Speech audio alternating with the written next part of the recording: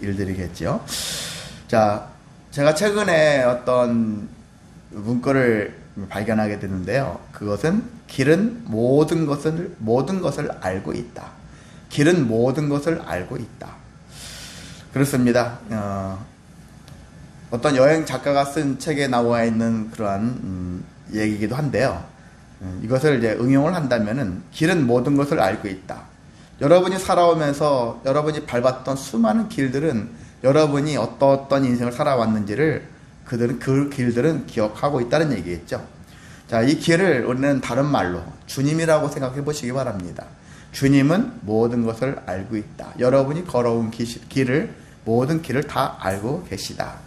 그래서 지금부터 앞으로 잘 살기 위해서 그리고 지금까지 지나온 길을 돌아볼 수 있는 삶을 살기 위해서는 지금까지 살아왔던 이 길들이 어떤 길이었는가를 돌아보면서 그 길에서 우리는 어떤 마음을 가지고 살아왔는가, 그리고 앞으로는 내가 어떤 마음으로 살아가야 할 것인가, 이런 것들을 여러분이 기억하신다면은 우리가 수많은 인생의 길 중에서 길 안에서 하나님의 은혜가 풍성히 넘치게 될 줄을 믿습니다. 우리는 잘못 살아온 날, 그래서 이 길 속에서 발견할 것은 뭐냐면요, 내가 지금까지 살면서 나는 무엇을 잘못 살아왔는가. 학생은요, 사실 시험 봤었을 때 맞으면 좋죠. 근데 틀린 것이 눈에 걸리지만 틀린 것을 나중에 기억을 훨씬 많이 하죠. 그래서 맞은 건 기억 잘 안 돼. 틀린 것들이 기억나요. 저도 과거에 예전에 시험 봤던 것들이, 틀린 것들이 지금 기억나거든요. 잘 맞았던 것들이 기억은 안 나요.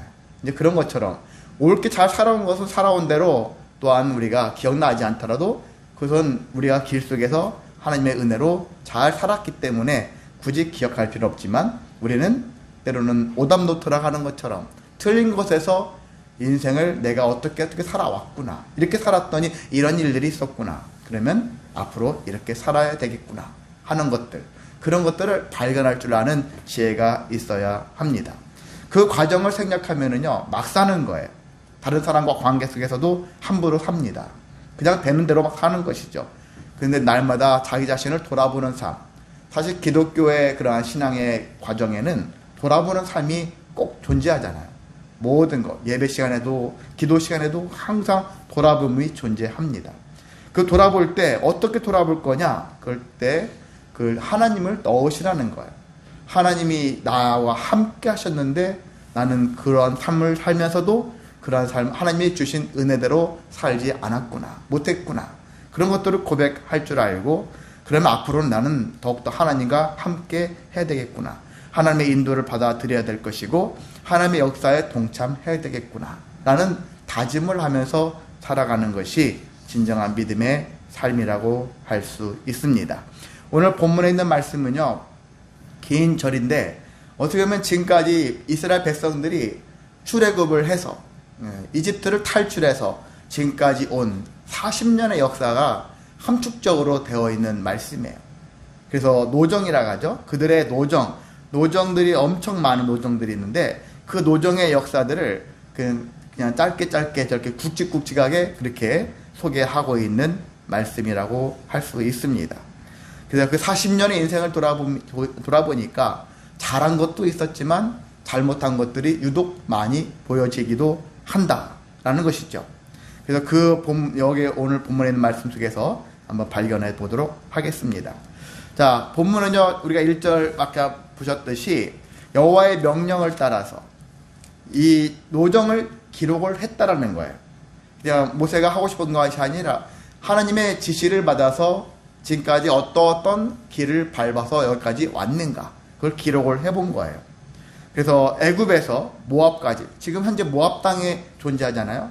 이제 모압 땅에서 요단강을 건너기만 하면 가나안 땅, 하나님이 인도하실 가나안 땅이 이제 코앞에 있는 것이죠. 이제 그 전에 모압 땅까지의 노정을 기록한 내용들을 우리가 이 시간 함께 과거를 추억하면서, 제가 여러분한테 설교했던 내용들을 여러분이 또 기억하시면서 어떤 인생을 살아왔구나 라는 것들을 우리 함축적으로 나눠서 보도록 하겠습니다. 그래서 일단은요, 이들이 람셋에서 이집트에서 모압까지 올 때까지 그들이 수경지가 중간중간마다 쭉 나와 있는데 그걸 합친 전체를 세보면은 41곳이에요. 그래서 40년 동안 41곳을 한마디로 이사를 다닌 거예요. 여러분 생각해 보세요. 한 가정이 4명이 40년 동안 41번을 움직였다는 생각해 보세요. 얼마나 인생이 참 괴롭겠습니까? 그게 좋아서 좋은데 찾아서 가려고 하는 마음도 있어서 가기도 했겠지만 맞게 피치 못할 사정에서 또 쫓겨나듯이 옮기는 것도 있을 수도 있을 거예요. 4명이 다니는 것도 힘든데 엄청나게 많은 대군들이 41곳을 40년 동안 움직여 다녔다라는 것이죠. 그러니까 이 자체만 해도 결국 쉬운 여정은 아니었다라고 할 수가 있습니다. 3절에서 5절까지 보면은 구간이 나눠져 있는데요. 람셋에서 시내 광야까지의 여정이 3절에서 15절까지 1차적으로 소개하고 되어 있는데요. 람셋에서 시내 광야까지의 여정을 어떤 일이 있었는가 그걸 먼저 살펴보도록 하겠습니다. 자, 람셋에서 이집트에서 출발할 때가 언제였느냐면은 BC 1446년 정도 된다. 역사학자들은 그렇게 얘기를 해요. BC 1446년. AD가 아닙니다. BC. 그러니까 지금부터 2025년 플러스 1446년을 합치면 돼요. 그러니까 1500여 년에 가까운 그러한 전에 있었던 일이라는 거예요. 3500년 전에 있었던 출애굽 사건이 3500년 전에 있었던 일이라고 생각하시면 될 겁니다. 제가 1446자 숫자 어디서 많이 보던 숫자인데 해가지고 혹시나 해서 찾아봤더니 1446년에 무슨 일이 있는지 아십니까? 우린 BC가 아니라 AD 우리나라에서 1446년도 무슨 일이 있었을까요? 한글이 반포된 날이에요. 1443년도에 한글이 만들어졌고요. 반포는 3년 후에 1446년도에 한글이 반포되었더라고요. 그래서 우리나라도 1446년이 참 의미가 있구나. 이스라엘에게는 출애굽한 BC 1446년, AD 1446년에는 우리나라에서는 한글이 반포된 날이구나. 10월 9일 날 반포됐다. 그래서 10월 9일 한글날로 지키고 있는데 참고로 그냥 설교에 큰 영향을 주는 그런 내용들은 아닌데 참고로 1446년 출애굽이 언제 일어났는지 대략 한 3,500여 년 전에 있던 일이었구나 라는 것들을 알게 하기 위해서 여러분한테 소개를 했습니다. 자, 람셋에서 출발을 해가지고요. 그들이 6월절 다음 날 1월 15일 날 그들이 정한 날짜로 해서 1월 15일 날 출발을 했고요. 그렇게 하면서 그들은 큰 권능으로 나왔죠. 하나님이 모든 걸 다 인도하셨어요. 그리고 10개의 재앙 사건 아시죠? 10개의 재앙 사건이 있었죠. 그 10개의 재앙 사건들이 있었는데 그 사건을 통해서 하나님께서는 10개의 재앙들에 여기 보면 성경에 33절에 보면은 4절에 아까 그들의 신들에게도 벌을 주셨더라 라는 얘기가 어떤 얘기냐면은 10개의 재앙할 때 우리가 파리도 있었고 여기 메뚜기도 있었고 뭐 그렇잖아요. 먼지도 있었고 수많은 그런 것들 다 모든 것들을 이집트 사람들은 신으로 여겼던 거예요. 다 신. 10가지의 신들에 대해서. 그래서 신들을 다 너희들이 믿는 신은 아무것도 아니야. 하나님이 그냥 훅 불면 다 날아가 버릴 수밖에 없는 그냥 아무것도 아닌 그냥 신들이다 라는 것들을 그렇게 하신 거라는 얘기예요. 그리고 이집트 사람들만 벌 준 게 아니라 이집트 사람들이 그들이 믿는 어떻게 보면 우상과 같은 신들이죠. 그런 다른 신들인데 존재하지 않는 신들이에요. 사실상 다른 신이라고 해가지고 다른 신이 존재하는구나 이렇게 생각하겠죠. 그렇지 않아요. 그 사람들이 만들어낸 신이라는 거죠. 만들어낸 신인데 여기서는 그냥 그들의 신들에게도 그들이 만들어낸 신 근데 너희들이 믿는 신은 아무것도 아니다 라는 것들을 이렇게 벌을 주심을 이렇게 표현하고 있다라는 것입니다. 자, 그들이 숫곳을 통해서 그리고 에담, 믹돌, 마라, 엘림, 홍해, 신광야, 돕기, 알투스라는 이런 루비딤 그리고 신의 광야 이런 식으로 해가지고 돌았어요. 이 여정은 그래서 람셋에서 시내 광야 여기까지 오기까지는 대략 얼마큼 걸렸냐면은 2개월밖에 안 걸렸어요. 2개월 동안 걸렸고요. 2개월 걸린 상태에서 시내 광야에서 이들이 11개월을 머물렀어요. 그리고 2개월 동안 열심히 여기저기 다녔어요. 처음에 출애굽해서. 그리고 2개월 된 후에 시내 광야에서 11개월을 머무르면서 우리가 잘 알고 있는 일들이 그때부터 펼쳐지기 시작했죠. 무엇일까요? 거기서부터 모세가 시내산에 올라가게 되어지고 십계명을 밟고 율법을 받고요. 그리고 성막 설계도를 받았죠. 그리고 성막을 건축을 했습니다. 금송아지 사건이 있었습니다. 그리고 또 하나님께서는 계속 제사법 그리고 정결법 이런 법을 주셨고요. 그리고 인구 조사를 해라. 그래서 인구 조사를 했고요. 군대를 조직하라 해서 군대를 조직했습니다. 첫 번째 유월절을 보냈습니다. 그리고 이곳에서 또 초대 모세의 형 아론을 초대 대제사장으로 임명을 취임식을 했었죠. 그리고 첫 번째 제사도 드렸습니다. 근데 그 아론의 아들 첫 번째 두 번째 아들이 누구죠?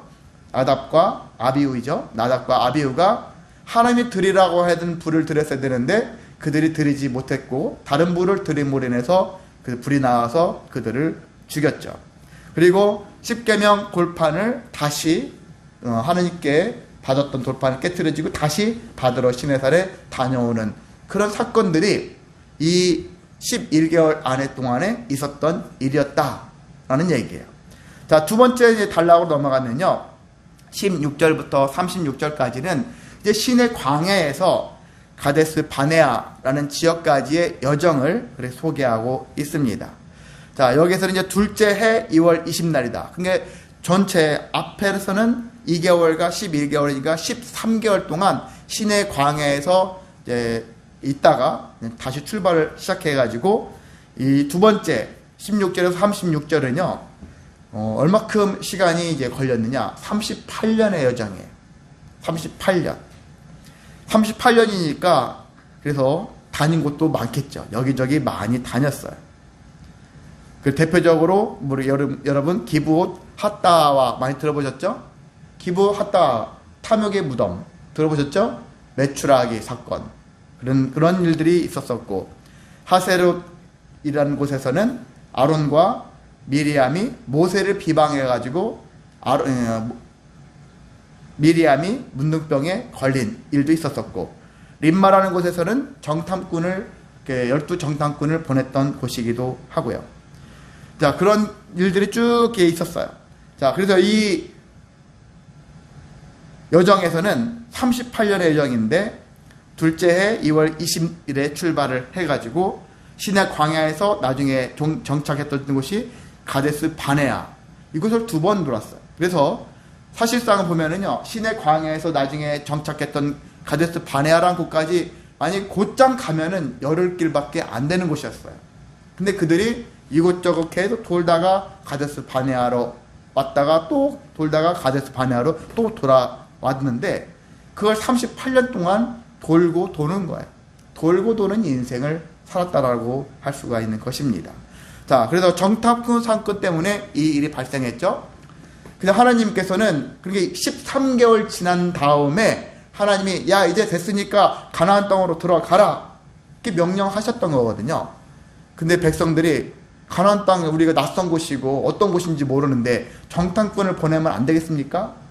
신명기 1장에 그 나와 있어요. 신명기 앞에 부분에 모세가 신명기는 모세의 개인적인 신앙의 간증처럼 쓴 별도의 기록지예요.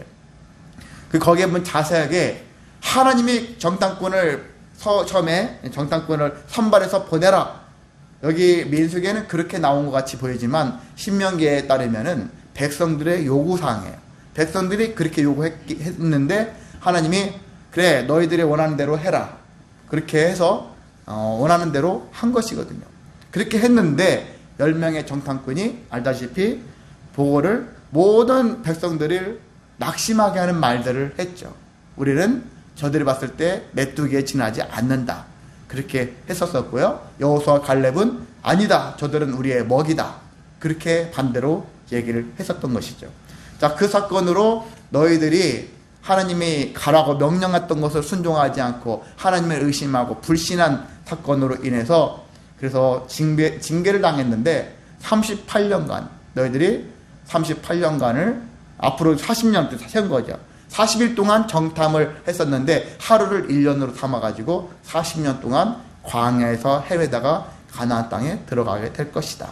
그렇게 하나님께 징계를 받았던 곳이기도 합니다. 자, 이곳에서는 우리가 안식일에 나무하다가 죽은 사건도 있었었죠. 그 사람들이 안식일에 어떤 사람이 안식일에 나무에다가 죽이게 되는데 어떻게 죽여야 됩니까? 지난번에 예전에 설교 들어보셨죠? 기억나시죠? 그래서 나무하다가 죽은 나무하는 안식일에 일하는 자들은 죽여라. 이것까지는 알겠는데 실제 어떤 사람이 안식일에 나무를 했었어요. 그 사람들이 저 사람 안식일인데 나무했어요. 이랬어요. 그래서 이 사람 이제 죽긴 죽여야 되는데 어떻게 죽여야 되는가? 그렇게 의문스러워가지고 모세한테, 그럼 모세가 하나님께 하나님 어떻게 죽여야 되죠? 몸 매달아 죽여야 되나요? 돌로 던져 죽여야 되나요? 어떤 식으로 창으로 찔러 죽여야 되나요? 모르잖아요. 그거 어떻게 죽여야 되는지는 안 나왔으니까. 그래서 모세가 하나님께 여쭤보니까 돌로 던져 죽여라. 그렇게 해서 돌로 던져서 죽이는 사건들이 있었어요. 기억나십니까? 예, 나시면 감사하고요. 저는 기억나거든요. 예, 성경책의 오른쪽 제일 위에 쪽, 왼쪽 제일 위에 부분에 있거든요. 그 내용이. 자, 그래서 이렇게 그런 사건들이 있었고요. 여러분 잘 알다시피 고라, 다단, 아비람 뭐 했던 사람들입니까? 모세와 아론을 그들의 지도력에 의문을 품고 불만을 품었던 자들이죠. 고라의 반역 그러지 않습니까? 고라 이런 사람들은 다 그 고라와 다단과 아비람은 그들이 나도 장자인데 나도 레위인데 왜 너희만 좋은 것만 차지하느냐? 모세와 아론을 비방했던 그래서 반역을 시도하려고 했던 사람들이었어요. 오늘날로 치면 쿠데타. 조선시대로 치면은 역모죠. 역모를 꾀했어요. 어느 시대를 막론하고 역모, 쿠데타를 일으킨 자들은 어떻게 하죠? 아주 엄벌에 처하거든요. 실질적으로. 조선시대도 역모죄가 가장 큰 죄예요. 오늘날도 뭐 영어로 뭐 쿠데타. 쿠데타로 할지라도 그것도 큰 죄다라는 것이죠. 그래서 고라와 다단, 아비람 이들은 다 멸망을 당했어요. 그걸 용서하지 않는 것이죠. 합당치 않은 그러한 역모를 꾀했기 때문입니다. 자, 그렇게 그런 사건으로 인해 가지고 결과적으로 이들의 일로 인해서 14,700명이 추가로 죽는 일들이 발생했던 것이 지난 38년간의 일들이었다라고 할 수가 있고요. 그리고 마지막 가데스 바네아에서 모압 평지까지의 여정이 37절에서 49절까지 나와 있습니다. 그래서 가데스 바네아 이후에 이제 호르산 하면은 불뱀과 노뱀이 나왔던 사건이죠. 그리고 그곳에서 호르산에서는 누가 죽었을까요? 대제사장이었던 아론이 거기서 죽습니다. 123세로 죽었거든요. 그리고 여기서는 이 가데스 바네아에서 모압 평지까지의 여정은 10개월 동안의 여정이에요. 10개월. 그 10개월 동안인데 불뱀과 노뱀 그리고 발람을 초청을 해가지고 이스라엘을 저주하게끔 했던 사건들이 있었고 그 이후에 발람은 미디안 사람들을 또한 유혹해가지고 깨워서 미인계를 썼죠. 그리고 이스라엘 사람들의 남자들을 불러들여가지고 음행과 우상숭배를 하게 만들어서 그래서 바알 불 사건이 생겼죠. 그래서 이스라엘 백성들이 24,000명이 연병으로 죽는 일이 발생했습니다. 그리고 당시에 비느하스가 아론의 아들이죠. 아들이 아니라 아론의 아들이 아니라 엘리에살 그의 아들인데 비느하스가 그래서 당시에 음행을 하는 남녀를 죽임으로 인해 가지고 또 하나님께 충성된 일들을 함으로 인해 가지고 너희 집안이 계속해서 제사장의 직분을 감당할 것이다. 그런 약속을 받았던 일이 그 사건입니다. 자, 이곳에서는 두 번째 인구 조사가 있었었죠. 예, 곧 가나안 땅에 들어가야 되니까 군대 조직을 다시 만들었어야 되니까 했었고요. 또 슬로보와 딸들 그 사건들이 있었죠. 딸들은 우리가 유산을 받을 게 없는 거예요. 가나안 땅에 들어가봤자 보니까 법은 아들들에게만 해당될 수 있고 딸들에게 대한 얘기는 없으니까, 그래서 딸들밖에 남지 않은 집안 딸들이 모세에게 와가지고 우리는 가나안 땅에 들어가도 우리 땅은 없는 거 아닙니까? 이건 너무 불평등한데요?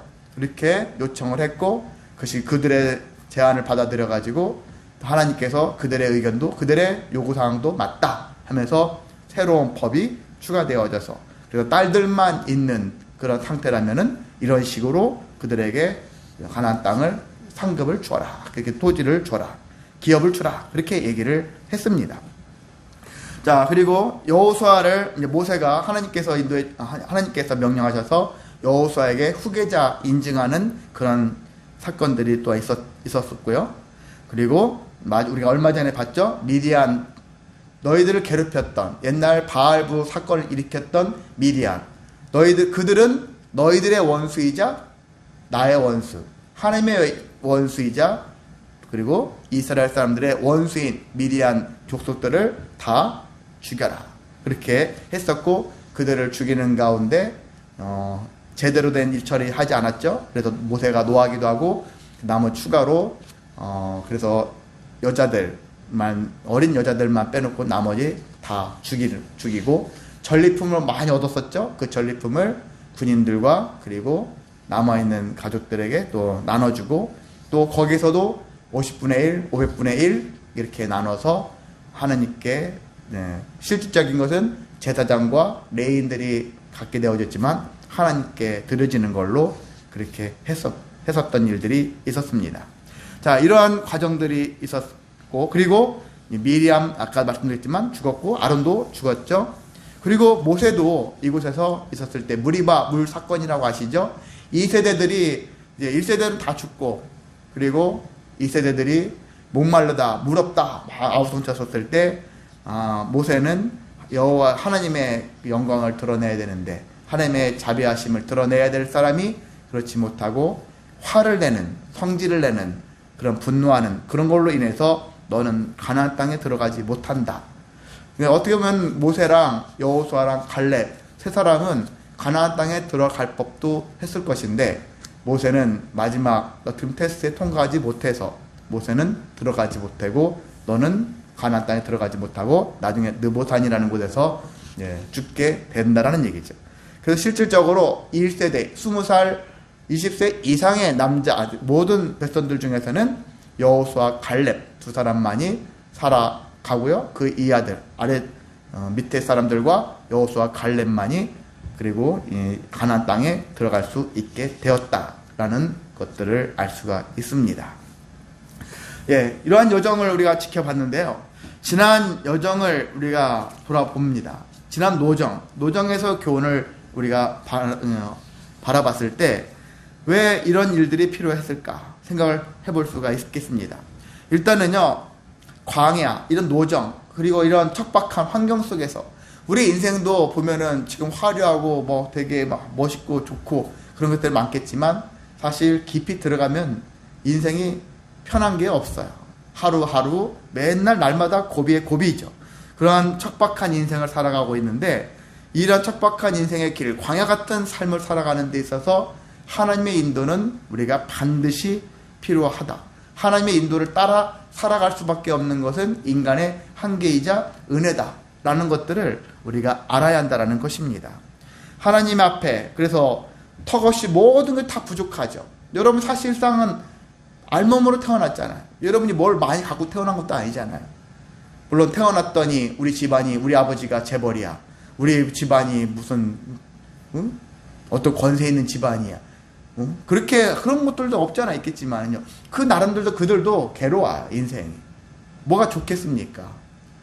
나 아무것도 못하고 그냥 다른 사람이 다 입혀주고 씻겨주고 하는 게, 자기 손으로 하는 게 하나도 없이 하는 것도 우리는 와 부럽다 하지. 어쩌다 해주는 건 부럽겠죠. 날마다 한다면 나도 내 인생이 있는데 내 손으로 내 몸도 닦고 싶은데 다른 사람 다 닦아주고 뭐 다 시켜주고 말만 하면 다 갖다주고. 그래서 옛날부터 제가 어제 운동하다가 어떤 영상 보니까 왕들이 자주 걸리는 왕의 질병이 뭔지 아십니까? 왕의 질병이라고 불리는 질병, 통풍이거든요. 통풍. 대부분 엄지에 발가락 같은 데서 발생하는데 엄청 아프대요. 콕콕콕 찔러가지고 도무지 잠을 제대로 이룰 수 없을 정도, 그 통풍이라는 게. 근데 왕의 질병이라고 왜 불리냐면은 운동도 안 하고 특히 육식 같은 거, 고기를 잘 먹고 기름진 걸 잘 먹는데 그만큼 활동을 안 하고 이렇게 하는 거예요. 우리나라의 왕들 중에서는 아까도 오늘 많이 나오는데 세종대왕도 아마 정확하게 하여튼 그 사람이, 그 세종대왕이 아프다라는 내용들을 살펴보면은 세종대왕도 통풍에 걸렸을 것 같다, 그렇게 얘기하고 있고요. 미국에 보면은 벤자민 프랭클린 아시죠? 벤자민 프랭클린 독립운동에 되게 선구자적인 역할을 했었고 $100짜리 미국 화폐의 그런 인물이기도 한데, 벤자민 프랭클린 이 사람도요 통풍에 시달려가지고 괴로웠다는 얘기죠. 근데 그 사람이 좋아했던 게 마차래요. 마차. 걸어다 다니지도 싫어한다는 거죠. 그냥 운동하는 거 싫어하는 거예요. 몸집 보면은 이렇게 거대한 몸집이에요. 운동도 안 하고 기름진 것을 좋아하고 단 거 좋아하고 이렇게 하다 보니까 통풍에 걸리더라, 그런 얘기하는 것이죠. 자, 그런 것처럼 우리가 인생을 살아갈 때 어떤 이런 사람을 살아가는 것도 그렇게 부러워하지만 또 그런 질병에 걸릴 수 있고 어떤 환경에 처할 수 있고, 이 세상은요 어떻게 보면 결과론적으로 봤을 때 공평하다라고 할 수 있어요. 전체적으로 봤을 때 공평하다. 없는 거 있는 거 그걸로만 비교하면은 저 사람이 부러울 수 있겠죠, 있는 사람이. 근데 인생 전체로 놓고 본다면은 그렇게 또 부러워할 것도 아니다 라고도 할 수도 있는 것이 우리 인생이에요. 전체로 놓고 본다면 우리 인생은 모든 게 턱없이 부족한 인생이다 라는 것이거든요. 그런데도 불구하고 하나씩 채워지고, 그리고 채워짐을 속에서 살아가고 있는 모든 과정을 놓고 보면은 다 누구 때문이냐? 하나님의 은혜 때문이다. 하나님의 역사하시고 하나님의 인도하심 때문에 여기까지 왔다라는 얘기거든요.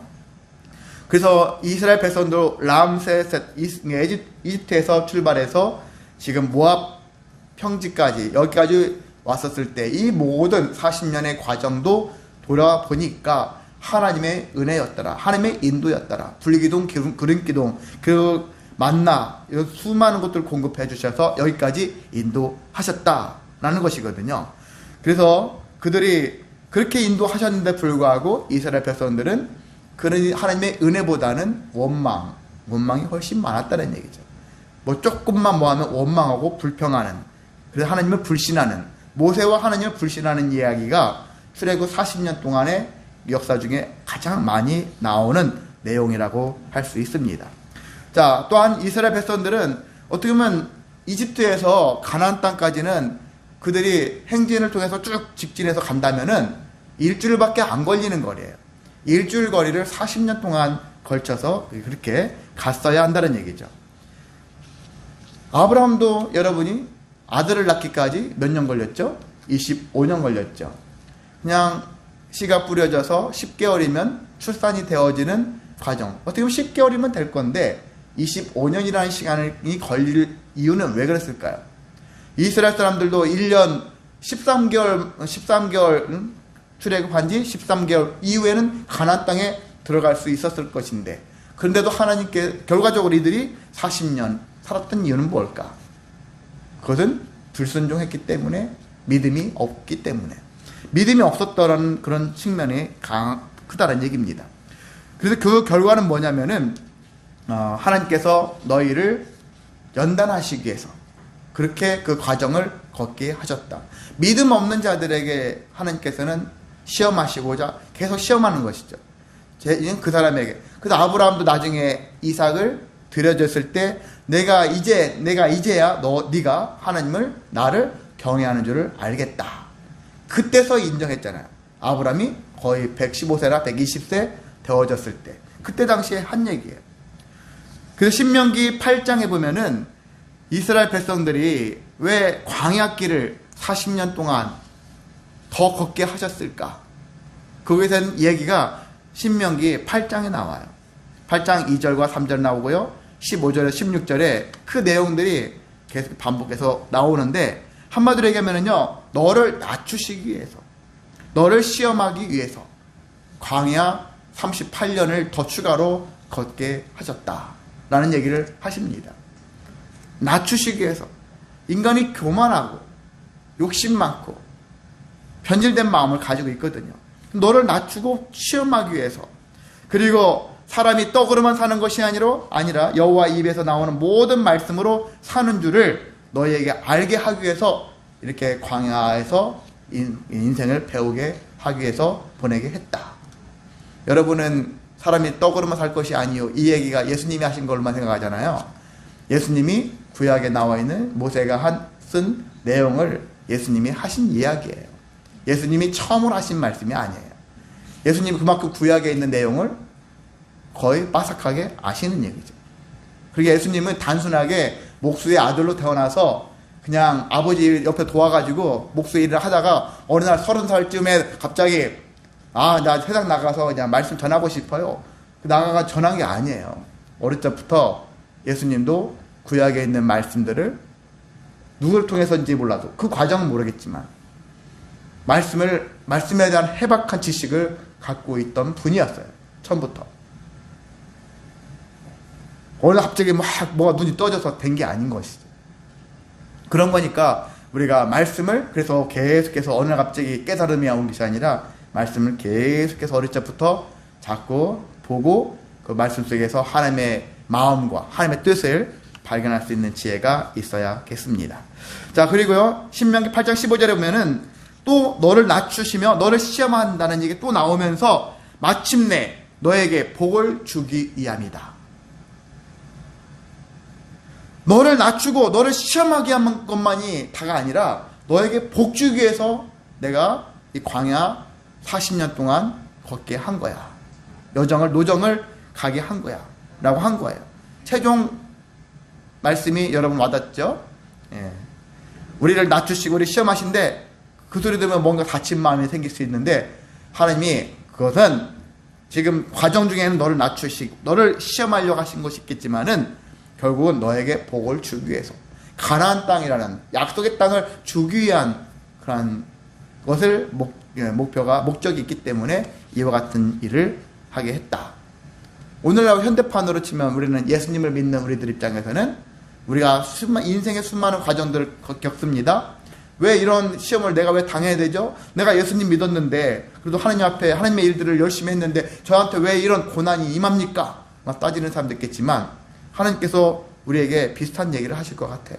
너를 낮추고 너에게 교만함을 그리고 너를 시험하기 위해서 그리고 마침내 너에게 복을 하나님 나라라는 복을 하나님의 은혜와 상급이라는 복을 주기 위해서 내가 너를 그렇게 했다라고 말씀을 하실 것 같습니다. 그러니까 우리는 그래요. 살면서 앞서 계속 말씀드린 거지만은 순간순간 원망 불평 많죠. 우리가 늘 돌아보면 저도 하루의 삶을 돌아봤을 때 감사가 삶이 되지 못해서 여전히 원망하고 불평하는 것들이 계속 쉼없이 일어나요. 그런데 우리가 점점 체질을 바꿔가자는 얘기죠. 원망 불평을 여러분 의식하셔서 내가 오늘 또 원망 불평했구나 이런 마음을 자꾸 떠올린다면 내일은 오늘보다 숫자가 하나라도 더 줄을 거예요. 계속 줄어들고 그것을 그 빈자리를 감사로 채워가시기를 소망합니다. 자, 그리고 마지막 50절에서 56절에는 이제 너희들이 앞으로 가나안 땅에 들어가면은 하면서 미래적인 이야기를 하고 있어요. 간단하게 하나님의 요청사항을 세 가지로 말씀드리겠습니다. 첫 번째, 그 땅 원주민을 너희 앞에서 다 몰아내라. 55절에 나와 있죠. 그리고 그 새긴 석상과 부어 만든 우상을 다 깨트리며 산당을 다 헐고 그 땅을 점령하여 거기에 거주하라. 그리고 세 번째로 너희 종족을 따라서 그 땅을 제비 뽑아 나눠주라. 그렇게 얘기하고 있습니다. 앞으로 되어질 일들이죠. 이제 곧 하나님의 약속의 땅에 눈앞에 와 있어요.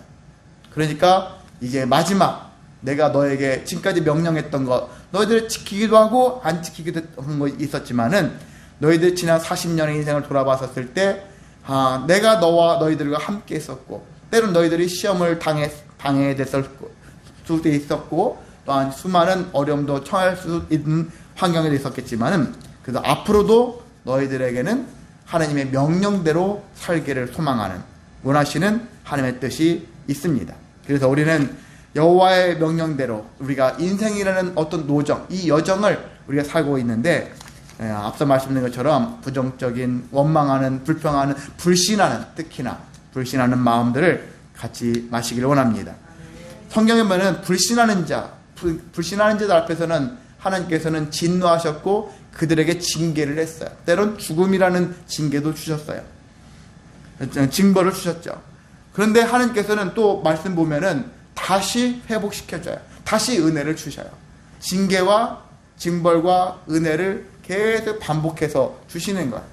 하나님도 때로는 진짜 생각 같았을 때는 한 번에 다 처단해버리고 싶어 그런 마음이 들었을 거예요. 근데도 불구하고 그래도 이번만 한 번만 더 용서해 줄까? 한 번만 더 참아볼까? 하나님의 오래 참으심, 오래 인내하심이 이 말씀 속에서 그 여정 속에서 우리는 볼 수가 있다라는 것입니다. 그러니까 우리가 또 나에 대해서도 그렇게 하시겠지. 그걸 기대하지 마시고 우리는 처음부터 이렇게 이스라엘 백성들 40년의 이 인생을 통해서 잘못 살아왔던 것들을 우리가 봤으니까 우리는 처음부터 그렇게 살지 말자. 그런 지혜가 있어야 되잖아요. 성경이 우리가 존재하는 이유는 너희들은 반복하지 말아라. 그런 뜻이에요. 너는 좀 일찍 깨달아라. 그래서 저는 제가 지금 50대 넘어가면서 이렇게 생겨지는 나름대로 인생 살아왔던 것들에 대해서 전 제 자녀들한테 기회만 되면 자녀들은 막 귀에 아플라 가죠. 아빠가 얘기하면 듣기 싫을 수도 있겠죠.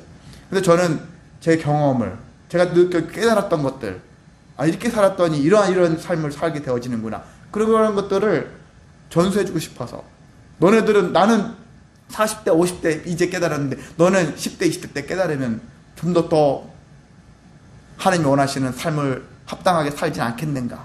그런 마음을 가지고서 얘기할 때가 많거든요. 그런 것처럼 우리가 좀 더 일찍 깨워서 하나님이 원하시는 길로 가시기를 원합니다. 그렇게 하게 되어지면은 어떻게 됩니까? 욥기에 나오는 말씀이죠. 나의 가는 길을 오직 그가 아시나니 그가 나를 단련하신 후에는 내가 정금같이 순금같이 나오리라. 아멘. 기도하겠습니다. 사랑 많으신 하나님 아버지 감사를 드립니다.